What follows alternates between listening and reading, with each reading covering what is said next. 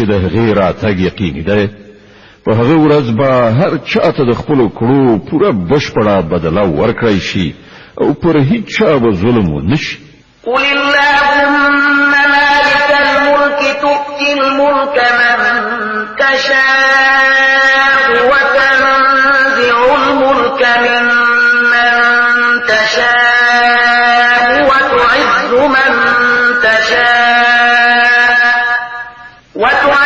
من تشاء وتذل من تشاء بيدك الخير إنك على كل شيء قدير.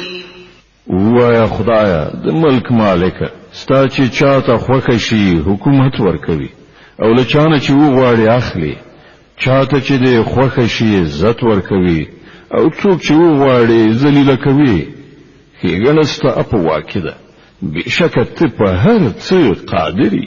تولد الليل في النهار وتولد النهار في الليل وتخرج الحي من الميت وتخرج الميت من الحي وتخرج الحي من الميت وتخرج الميت من الحي وترزق من تشاء بغير حساب.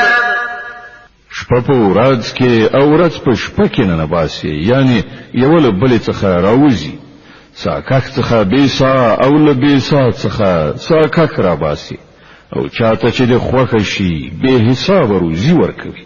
لا يتخذ المؤمنون الكافرين أولياء من دون المؤمنين ومن يفعل ذلك فليس من الله في شيء إلا أن تتقوا منهم تقاه ويحذركم الله نفسه وإلى الله المصير.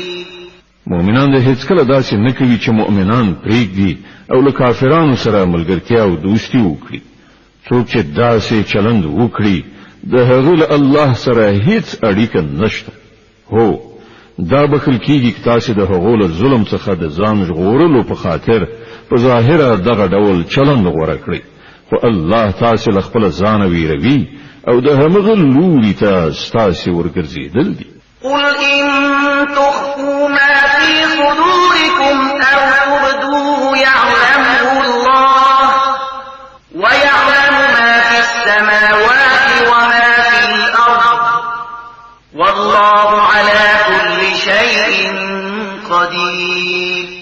اے پیغمبره خلق په دې خبر کړه چې ستاسو په زړونو کې چې هر څه دي که تاسو هغه پټو ساتي او کې ښکارا کړی الله په هر حال پرې پوهیږي. په اسمانونو او ځمکه کې هیڅ داسې کوم شی نشته چې د هغه له علم څخه دی باندې او د هغه زور پر هر څه چلیږي. د آل عمران مبارکه سوره چې د قران عظیم شان دریمه سوره ده په مدینه منوره کې را نازله شوې ده. 200 مبارک آیاتونه لري. تلاوت او پښتو ترجمه یې له 10 آیات څخه اوري. يوم تجد كل نفس ما عملت من خير محضرا وما عملت من سوء تود لو أن بينها وبينه أمدا بعيدا ويحذركم الله نفسه والله رؤوف بالعباد. هغه ورځ راتلونکې ده چې هر نفس د خپل کړو میوه حاضر ومومي که ښه کړي وي او که بد. په هغه ورځ به انسان دا هیله څرګنده کړي چې کاش کې له دنه دا ورځ ډیره لرې وای. الله تاسو له خپل ځان ویروي او هغه د خپل بندگانو ډیر زیات خیر غوښتونکی دی. قل إن كنتم تحبون الله فاتبعوني يحببكم الله ويغفر لكم ذنوبكم والله غفور رحيم.